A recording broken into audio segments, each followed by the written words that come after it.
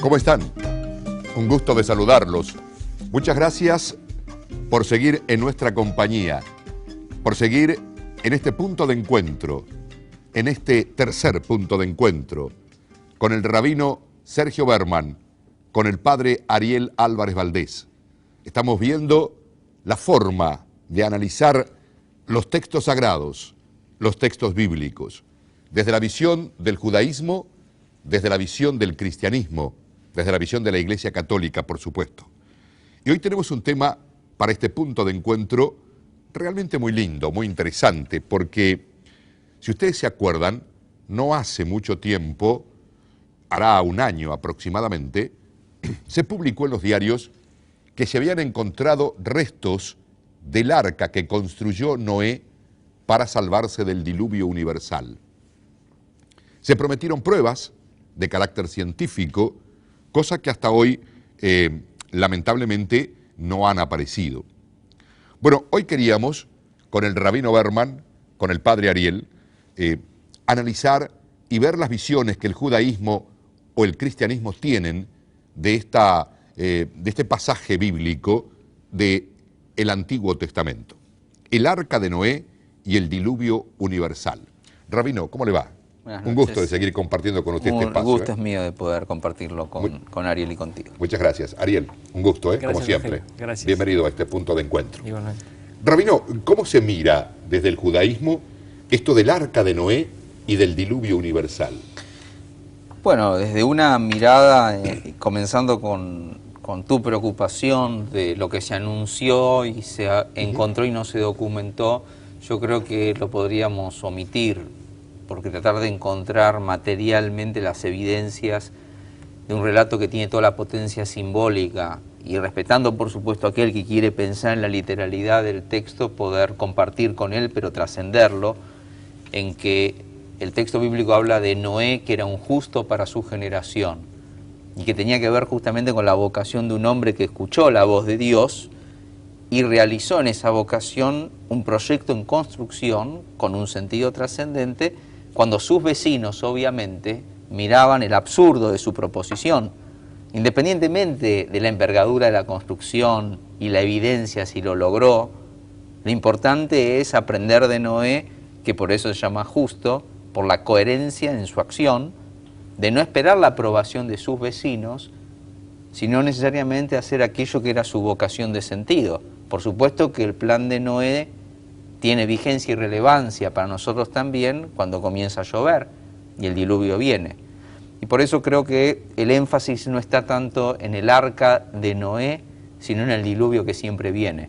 Y en la capacidad de escuchar nosotros una voz y un sentido y cómo vamos a hacer para preservar frente a las destrucciones, ya sean naturales, que no siempre podemos explicar, pero mucho más aquellas que nosotros propiciamos, donde tanto la vida, desde ya la humana que es sagrada, y también la biodiversidad que también creemos es divina, tiene que ser cuidada y preservada para que de diluvio en diluvio no destruyamos el mundo que habitamos. No sé, en la visión de Ariel, cómo entra Noé y la construcción de su arca, pero justamente el diluvio universal nos interroga y nos propone, ¿no?, una respuesta de construcción de la nuestra.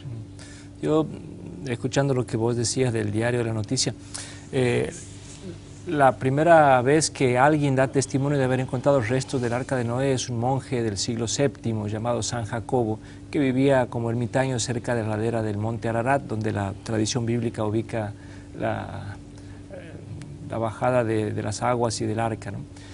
Pero dice que había encontrado un pedacito de madera que la trajo y se le perdió. Y después, a partir del siglo XVIII, aparecieron un montón de testimonios, expediciones que fueron, y siempre era así: encontraron restos y les robaron, sacaron fotos y se velaron.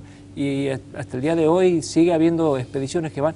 Y me llama la atención que científicos y expertos sigan buscando el arca de Noé, cuando ningún otro relato debe tener tantos elementos absurdos de aceptar como este del Arca de Noé, ¿no? El hecho de meter adentro los animales, construir un transatlántico de 150 metros de largo en aquella época sin las herramientas posibles, el hecho de que llueva 40 días y 40 noches, que las aguas cubran 9 kilómetros de altura la tierra, que se pudiera poner una pareja adentro. Hoy los ecologistas dicen que cuando de una especie quedan unos pocos miles, ya no se la puede remontar más, se la considera extinguida. Como hizo Noé con una parejita, poder remontar cada una de las especies es en verdad absurdo, ¿no?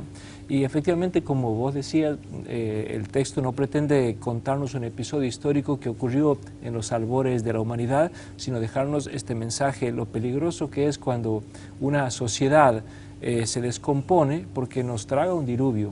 En cambio, cuando hay alguien que es capaz de escuchar la voz de Dios y de construir un arca salvadora, puede salvar la simiente, la semilla de una nueva humanidad, ¿no? Y como no es necesario que, digamos, sea un grupo humano inmenso, o sea, esfuerzos individuales pequeños pueden ser los que traigan el germen, la semilla de una nueva humanidad y una nueva salvación.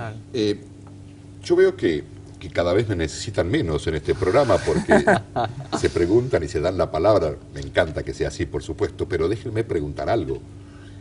Hay como una coincidencia que el Arca de Noé no podemos referenciarlo como un hecho histórico, por las dificultades que plantea. La verdad que yo mismo me lo pregunté, cómo hizo para convivir el oso polar con el león del África, cuando necesitan microclimas absolutamente diferentes. ¿Cómo se creó eso dentro del Arca? Pero digo, al ponerlo como un hecho no histórico y al marcar las dificultades que tiene esto, ¿no le estamos como quitando poder a Dios?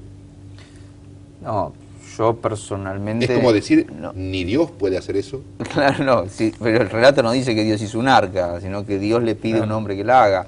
Pero además tendría que ser una cadena de milagros uno tras otro, tras otro, tras otro, para claro, que pueda suceder esto, porque son tantas cosas absurdas e imposibles, claro, que Dios tendría que haber desencadenado todo su potencial, y además Dios no pone, digamos, su servicio, su poder al servicio de estos detalles así. Sí, por otro lado creo que es el sentido también de esta mesa y estas conversaciones, ¿no? Si buscamos un punto de encuentro, tenemos que encontrar también que aquel que lo cree literalmente no se sienta ni ofendido, ni enojado o sublevado por quizás nuestras posiciones que son coincidentes en tomar el texto como un espacio de conversación para la apertura y no para el cierre.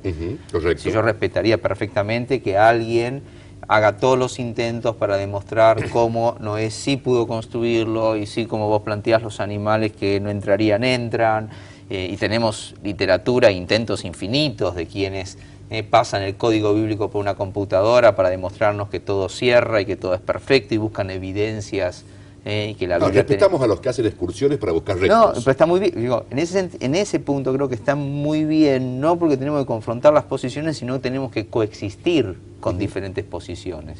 Y creo que nuestra mesa es un punto de encuentro porque tenemos una sinergia en términos de aquello que sabemos que es diferente, que nos da la identidad, por ejemplo, cristianismo y judaísmo, no está en riesgo cuando tenemos coincidencias de ver cómo vamos juntos al mismo texto, lo vamos a ver quizás diferente, pero nos encontramos, y ese es nuestro punto de encuentro, nos encontramos, es que tenemos una apertura a tratar de no tomar la literalidad, sino a partir de ella profundizar en otros caminos que la cultura, que lo humano y lo espiritual nos enriquece.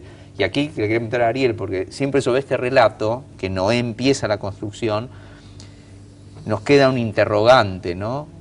No desde la lógica de Dios, sino desde lo humano, que no siempre es tan lógico, que es plantear la destrucción de toda una humanidad. Porque uno hace foco en Noé, pero el problema que tenemos acá es que Noé y sus hijos se salvan, pero hay una gran porción de la humanidad, que es el motivo del diluvio. Toda la humanidad que perece. Que es destruida por no haber cumplido con los mandatos. ¿Y cuál es el sentido de la salvación en la historia, digamos, de Noé y el arca, ¿no? Y sobre eso quería preguntarte, porque efectivamente vos dices tenemos que coexistir distintas miradas sobre la Biblia. Pero ¿no te parece, o te pregunto, que nos predispone de una manera muy distinta frente a Dios tomar este relato como histórico que como un cuento? porque no es, a ver, es cierto, podemos interpretar este texto de la manera que nos parezca, unos pueden creer que es cierto y dar esfuerzo para explicar por qué, pero ¿no te parece que no es inocuo la manera de pararnos frente al texto si lo tomamos como que ocurrió a como que no ocurrió? No creo que sea la misma posición, pero es sumamente importante entender que cuando alguien dice que cree que es la palabra literal de Dios, cree. Que es muy diferente a que porque cree nos imponga a todos los demás que la tengamos que asumir.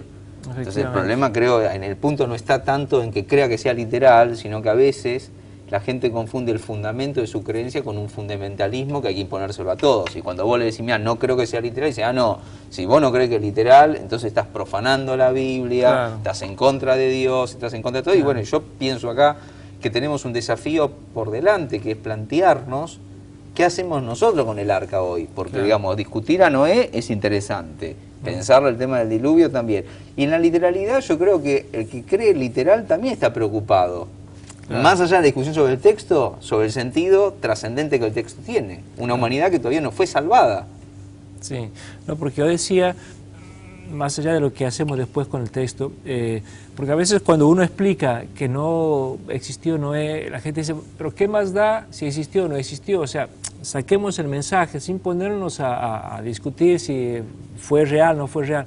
A mí me parece importante partir de por qué es necesario explicar que no fue real o es más saludable, por lo que vos decías, o sea, cómo me reconcilio después yo con la imagen de un Dios que destruyó a toda la humanidad. ¿Cómo me reconcilio con la imagen de un Dios que frente a un desorden mundial dice, yo voy a poner orden y se acabó? Entonces, ahora que estamos mal, que mande otro diluvio y después cuando alguien se porte mal, que le mande un castigo. No es lo mismo. No te olvides que hay quienes están pidiendo eso hoy. Efectivamente. Y ese es el drama que tenemos. Claro. No lo hace Dios, pero hay muchos hombres que están convencidos que sería la manera de ordenar el mundo, ¿no? Sí. Cosas terminantes de destrucción, de subir a los buenos que elige uno y dejar a todos los demás, que no es como uno afuera. Pero ¿cómo se convive después con un Dios que sea capaz de hacer esto? ¿Cómo se convive? ¿Cómo se convive en la intimidad, en el interior de uno, pensando que, bueno, si Dios ahora manda un diluvio, ¿de qué parte me quedo yo?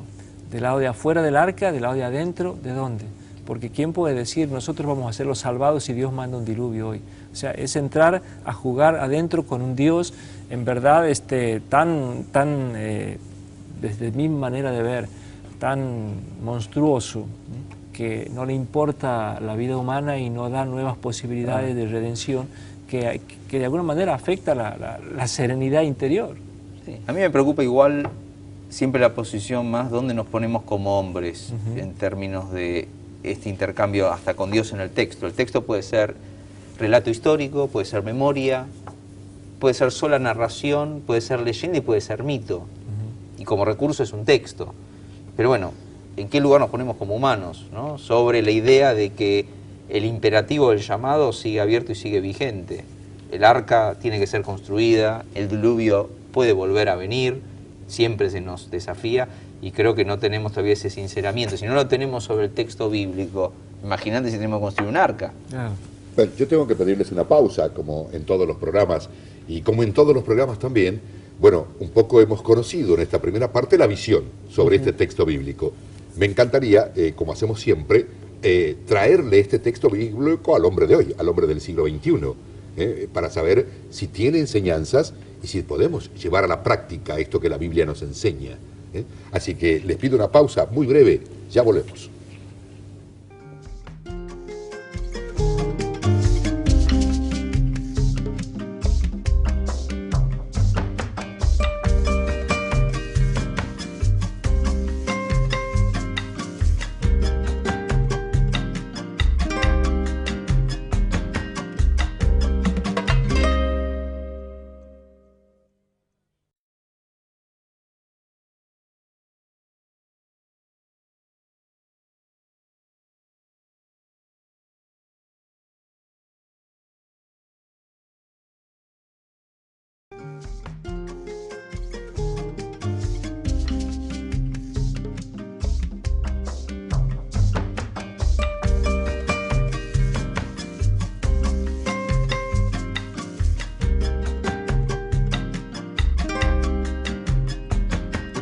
por seguir en Punto de Encuentro. Bueno, hemos visto en la primera parte, digamos, la visión que tiene el judaísmo, la visión que tiene el cristianismo, la Iglesia Católica en este caso, respecto al Arca de Noé y al diluvio universal. Y yo le proponía al rabino Sergio Berman, al padre Ariel Álvarez Valdés, bueno, decir, cuando hoy abrimos la Biblia y leemos este pasaje del Arca de Noé y del diluvio, más allá de que no tenga una rigurosidad histórica, sí tiene un profundo mensaje, evidentemente, la pregunta es, bueno, ¿para qué nos sirve o qué dice ese mensaje al hombre de hoy, al hombre del siglo XXI? No sé si usted, rabino, quiere darnos su visión. Digamos, a modo de un pequeño inventario de algunos íconos, ¿no? O emergentes del texto. Por un lado, una idea de un Noé que escucha una voz, que se lleva como compromiso una vocación traducida en acción, que no va ni con la moda, ni lo que lo dicen los demás, ni espera la aprobación social, sino la íntima convicción de su deber hacer, y construye un acta de compromiso entre Dios y él, donde dice, si este es el plan y acepto la vocación, voy a la construcción. Y sostiene eso. Un aprendizaje que creo que es importante desde la convicción de Noé, que se lo llama un justo en su generación. No era un justo absoluto, era un justo relativo, que también es muy importante para nosotros aprender de que cuando uno tiene que hacer el bien, no tiene que hacer todo el bien, tiene que hacer el bien que le encomiendan a uno. Uno no tiene que redimir todo, tiene que redimir su parte. La figura del diluvio, como aquello que si bien hay que estar preparado, a veces quizás el diluvio también tiene que ver con la vida misma, donde lo que las aguas del diluvio se va a llevar es quizás lo material, donde nosotros en lugar de construir un arca de salvación de sentido, pensar qué vas a poner en el arca de tu vida.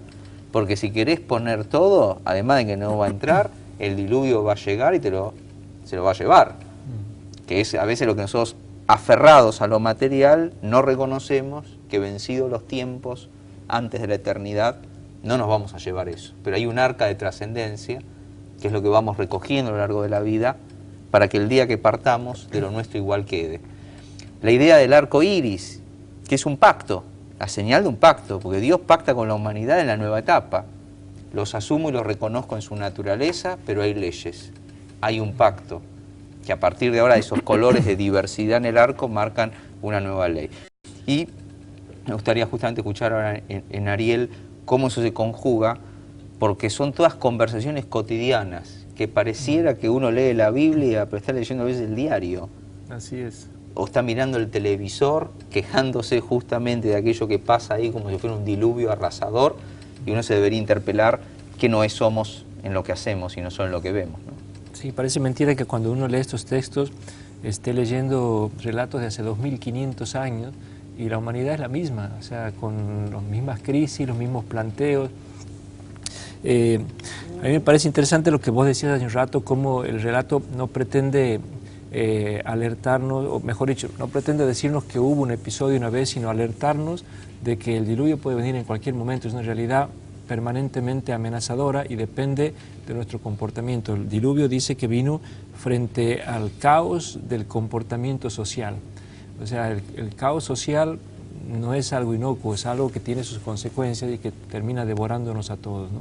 Ahora, me llama la atención aquí, seguramente que el autor bíblico se habrá dado cuenta, no sé, cómo Dios cuando da la orden, primero le dice a Noé que se construye el arca, y le da la orden, pero no le dice por qué. Y le da las medidas, y le dice que haga así, así, así, así, y el pobre Noé recibe todas las órdenes, se pone a construir, pero no le avisa para qué. Recién al final, al último le dice, por mi parte te aviso que va a venir un diluvio. O sea, el pobre Noé se tiene que poner a construir un arca en el patio de su casa, sin saber ni siquiera para qué, porque ni él sabía para qué, pero Dios se lo pedía. O sea, como a veces Dios parece pedirnos actitudes absurdas o contrarias a lo que el sentido común nos sugiere que tenemos que hacer, y sin embargo sabemos que porque viene de Dios uno tiene que implicarse en el proyecto divino, ¿no? Y después el detalle de que Dios le da las medidas del arca. Y le dice, el arca tiene que ser con estas medidas, y si te metes en esa arca te salva. O sea, el que construye su vida con las medidas de Dios se salva. El que toma sus propias medidas y hace la vida según sus propias medidas no siempre tiene la posibilidad de encontrar la flotación en un mundo que se ahoga. Parece interesante a este Noé, que por otra parte es un hombre absolutamente mudo, porque no habla nunca, no hay una frasecita de él, no hay una respuesta, no hay un comentario, no hay nada, simplemente un hombre que escucha a Dios y que desde esa escucha es capaz de salvar a la humanidad. Yo creo que hoy hay mucha gente que está escuchando a Dios realmente en el profundo de su corazón y son los que están trayendo semillitas de salvación en esta sociedad que a veces parece hundirse, ¿no? Y no se va a hundir porque hay muchos Noé alrededor de nosotros que están metiendo en esa arca un montón de semillas de salvación, de valores de salvación, que son los que en cualquier momento van a terminar aflorando en nuestra sociedad. Digo, ustedes han hablado permanentemente en el análisis del diluvio a nivel social. Me parece que también hay algunos diluvios a nivel personal, ¿no? En la vida personal de cada uno. Claro. Y también debemos prepararnos para eso. Sin duda. Un ejemplo muy claro respecto a esto es la enfermedad. Por ejemplo, nosotros, la enfermedad es como un diluvio, porque uno, ¿qué hace? En lugar de ser como Noé, de construirse un arca de protección y de prevención, como por ejemplo nosotros damos por un derecho natural y adquirido que tenemos que estar sanos. Y tenemos mucha responsabilidad de construirnos nosotros, cómo velar y cómo cuidar por ese don del cuerpo y su salud, donde a veces la perdemos como un diluvio, como una catástrofe natural, porque también hay un tsunami en la realidad, y eso yo no creo que tenga que ver con lo justo o lo injusto de la gente que estaba ahí cuando vino, claro. Y es una tragedia, y a veces la enfermedad proviene como algo que irrumpe de manera ilógica y se nos lleva a la vida, pero también a veces hay que asumir la responsabilidad de cómo uno tiene que comer de una determinada manera, y tiene que hacer sus ejercicios, y tener sus pausas, y tener de alguna manera veneración por el hecho de que el cuerpo también es una dimensión del espíritu. Hay dimensiones también que tienen que ver con el tiempo. El tiempo es un diluvio, por el hecho de que nosotros no le preservamos en el arca el tiempo de lo sagrado, de lo esencial, y en un momento es como que se llevó todo porque el tiempo que yo pensé que era eterno es finito, y se lleva como el agua, claro. Todas aquellas cosas que no tuvimos tiempo de preservar. Siempre decimos, no, lo voy a hacer mañana. Las cosas importantes, hablar con mis hijos, estar con mis amigos, estar en lo esencial. Ahora no puedo, estoy muy ocupado. Y mientras vos estás tan ocupado, viene el agua, se llevó todo. O sea, el arca creo que tiene que ver con un sentido de preservación y de salvación. No es una construcción material, es un estado espiritual. Es poder abrir los ojos, muchas veces nosotros ciegos, a lo esencial de lo trivial. Y creo que a Noé habría que dejarlo un poquito más tranquilo como personaje de la historia y recuperarlo en la memoria para ver el Noé que deberíamos ser. Sí. Jesús tiene un comentario en el Evangelio hablando del relato del arca de Noé. Dice, en la época de Noé la gente comía, bebía, se casaba, estaba despreocupada hasta que vino el diluvio y los llevó a todos, ¿no? Y creo que es también una interpretación que hace Jesús, como a veces vivimos despreocupadamente en nuestra sociedad pensando que tiene sus propias normas y sus propias reglas que nos va a llevar.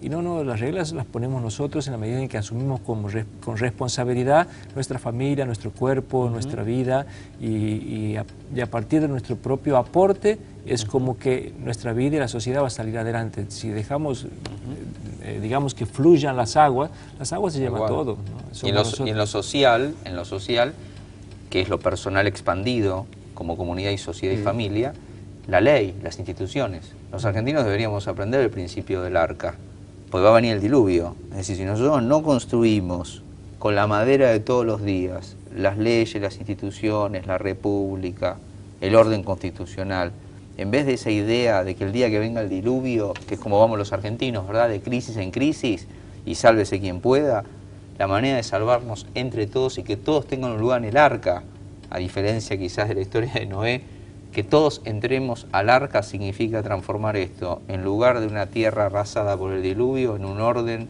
de república, en el espíritu de la Constitución, donde nosotros nos salvemos entre todos en el marco que provee la ley.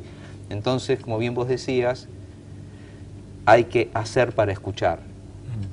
Hay que hacer para escuchar. A nosotros nos gusta hacer al revés. Y vos no me explicás todo. Y si yo no lo veo, no lo creo. A veces hay que poder creer para ver.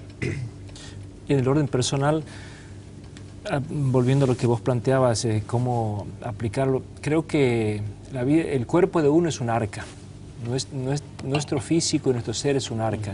Y preguntarnos qué metemos dentro de esta arca, porque todos los días estamos introduciendo elementos dentro de nosotros. Noé que metió semillas de vida, porque todos los animales son...